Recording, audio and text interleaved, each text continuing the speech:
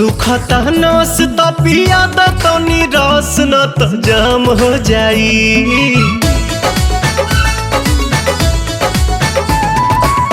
सुखता नस त पिया द तनी रस न त जाम हो जाई, न त जाम हो जाई। ए राजा चलो ना पिपरवा के तरवा ओही जे सारा काम हो जाई। ए राजा चलो ना पिपरवा के तरवा ओही जे सारा काम हो जाई। जानी बात टरकाव यही लागे ढरकाव रानी अजूरी में उठावा के पानी। बड़ा तेज बट धूप सब राजाई रूप देखो काहे में फंसी जवानी। राजा चलो ना पिपरवा के तरवा ओही जे सारा काम हो जाई। ए राजा चलो ना पिपरवा के तरवा ओही जे सारा काम हो जाई।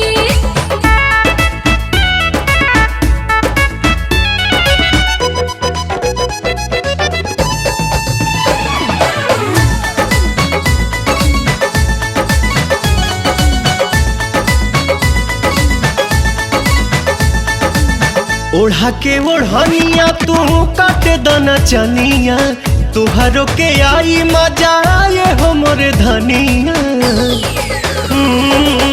ओढ़ा के ओढ़निया तू काटे दना चनिया, तुहरो के आई मजा आए हो मोरे धनिया। नशा में नतीजा कुल बिगाड़ देबो हो, सारा इज्जत के बेइज्जत में लसार देबो हो। कहीं इतना डेरालू तू तो झूठे अगर आलू रानी कहतानी बात हम सही। इह खेल बज खेल बानी हमनी अकेले देखे गहुआ के लोग का कही। राजा चलो ना पिपरवा के तरवा ओही जे सारा काम हो जाई। ए राजा चलो ना पिपरवा के तरवा ओही जे सारा काम काम काम हो जाई।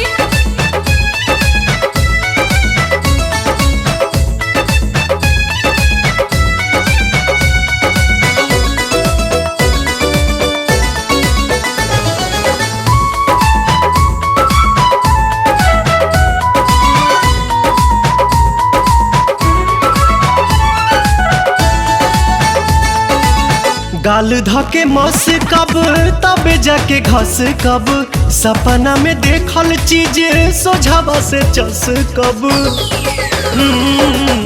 गाल धके मस कब तबे जाके घस कब, सपना में देखल चीज सोझावा से चस मोरे कब। सोना मोरे हीरा तू तो बड़ा पगलाइल लागे मना मना बात कुली खोला तू फाइल। बटे खड़ा दोपहर मन मारता लहर रानी मनवा के कोई से मनाही। छोड़ जाए दाई जान चल खइलो ने मन अब कइलो न जाता नहीं। राजा चलो ना पिपरवा के तरवा ओही जे सारा